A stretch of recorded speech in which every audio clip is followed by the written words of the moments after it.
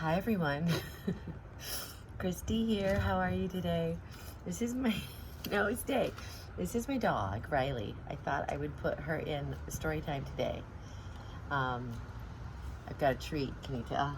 Okay. Riley is beautiful, isn't she? She's been one of my best friends. She is a Gordon setter. Got something in your eye there. She is a pointing dog. My husband grouse hunts with her. She is 8 years old, and she hasn't been to the groomer in a while. So she's got this crazy, crazy long hair on top of her head. We're sitting outside on my porch, so she's distracted by the people walking by and the birds. Where's the birds? Yeah, and the squirrels. But she's also distracted by these little treats I have here, just to get her to sit out here with me for a minute. Anyway, I don't know that she'll stay the whole time, but I thought you might like to meet Riley. She is just a love. She's very, very athletic, loves to bird hunt, loves to chase balls and swim. She just leaps and tears through the forest. She's just super athletic. And used to drive me crazy when she was a puppy because she required so much exercise. She's mellowed in her olden years, so she inside she's kind of like thinks she's a lap dog. Loves to jump up on my bed and sleep. Loves to jump up on the couch, all the furniture and things that she shouldn't be up on. But she's dear, super sweet. So anyway, we'll see if she stays. There's a couple more treats sitting right over here. Yeah, you're looking at them, aren't you, Rye? Do they look good? She's so funny. Okay, I have a couple more stories I picked out. This time they're shorter. I picked them from Chicken Soup for the Soul. Stories to open the heart and rekindle the spirit. So, we'll see what you think. They're pretty short, so I'd probably read 2 or 3. Okay, this one's called Love and the Cabbie. I was in New York the other day and rode with a friend in a taxi.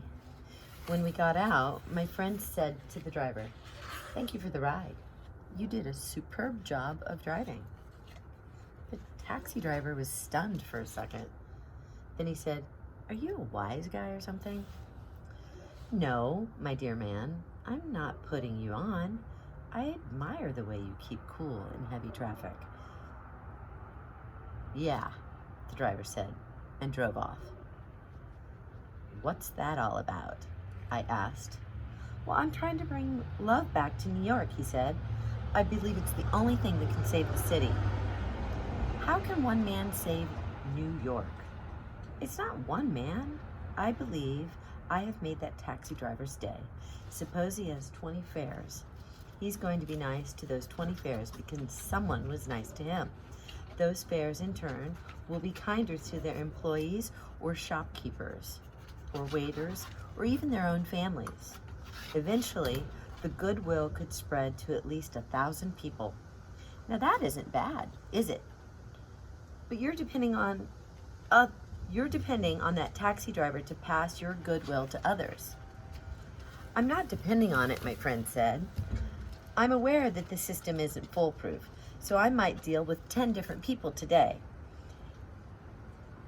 If out of 10, I can make 3 happy, then eventually I can indirectly influence the attitudes of 3,000 more." "Sounds good on paper," I admitted, "but I'm not sure it works in practice." "Nothing is lost if it doesn't," and it didn't take any of my time to tell the man that he was doing a good job.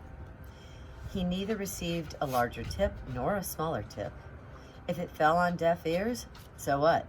Tomorrow, there will be another taxi driver that I can try and make happy. "You're some kind of nut," I said. "That shows how cynical you've become. I have made a study of this. The thing that seems to be lacking, besides money, of course, for our postal employees is that no one tells people who work for the post office that they're doing a good job." But they're not doing a good job. They're not doing a good job because they feel no one cares if they do or not.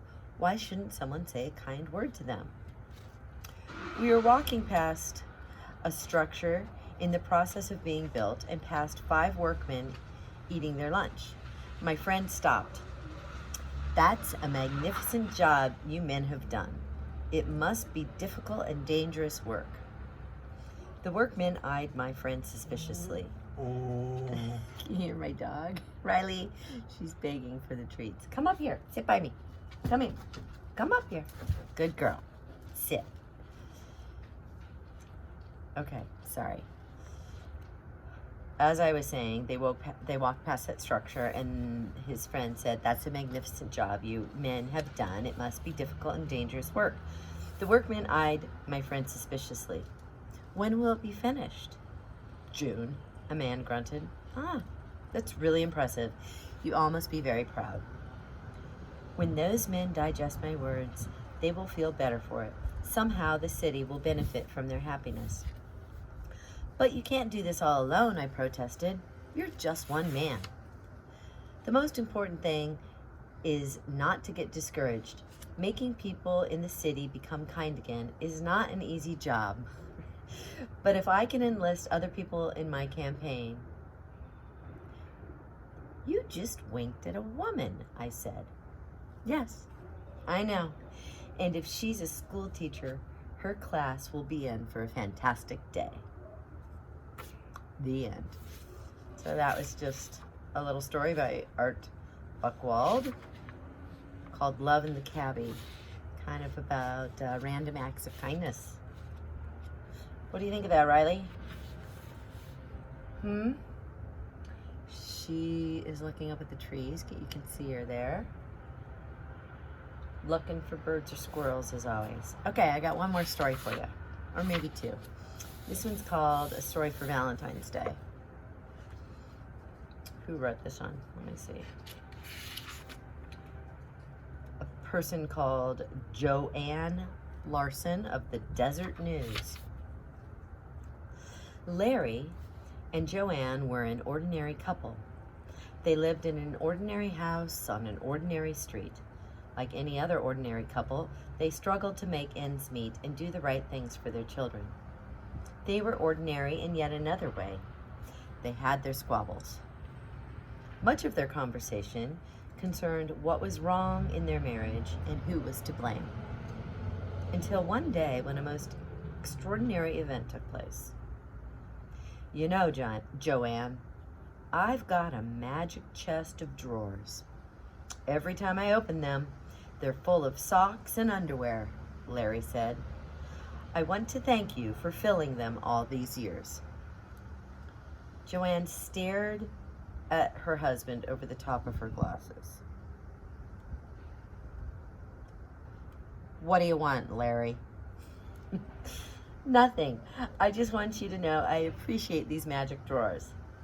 This wasn't the first time Larry had done something odd. So Joanne pushed the incident out of her mind until a few days later.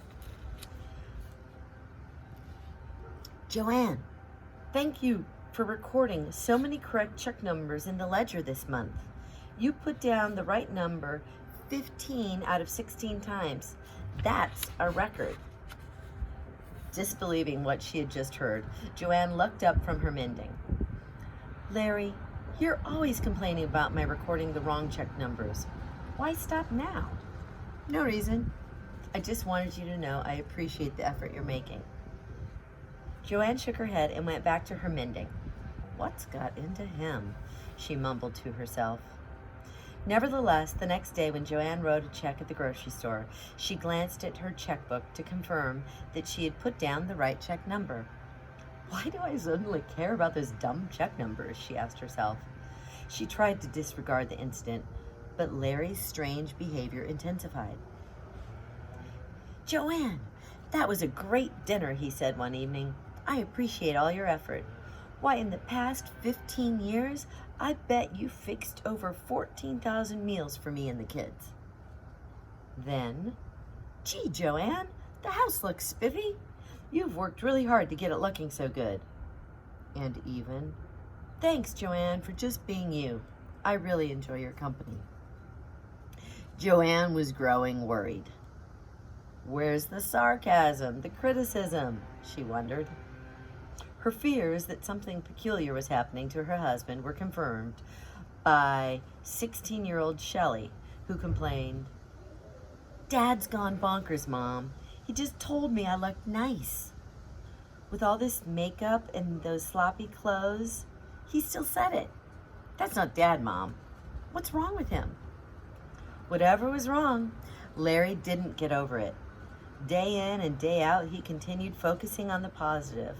Over the weeks, Joanne grew more accustomed to her mate's unusual behavior and occasionally even gave him a grudging thank you. She prided herself on taking it all in stride, until one day, something so peculiar happened, she became completely discombobulated. I want you to take a break, Larry said. I'm going to do the dishes. So please take your hands off that frying pan and leave the kitchen. Long, long pause. Thank you, Larry. Thank you very much. Joanne's step was now lighter, her self-confidence higher, and once in a while she hummed. She didn't seem to have as many blue moods anymore. I rather like Larry's new behavior, she thought. That would be the end of the story, except one day, another most extraordinary event took place. This time, it was Joanne who spoke. Larry, she said, I want to thank you for going to work and providing for us all these years. I don't think I've ever told you how much I appreciate it. Larry has never revealed the reason for his dramatic change of behavior, no matter how hard Joanne has pushed for an answer. And so it will likely remain one of life's mysteries. But it's one I'm thankful to live with. You see, I am Joanne. The end. So, a couple stories from Chicken Soup from the Soul today. Riley, you want a little treat? Riley would like to come up here so you. Okay, sit. Sit down. Good dog. Can you shake? Can you shake? Shake. It's gonna be hard for her to shake with laying down, I guess, huh? You're a good girl. Would you like this? So thanks for joining Riley and I on the front porch here in Minneapolis on a nice spring day.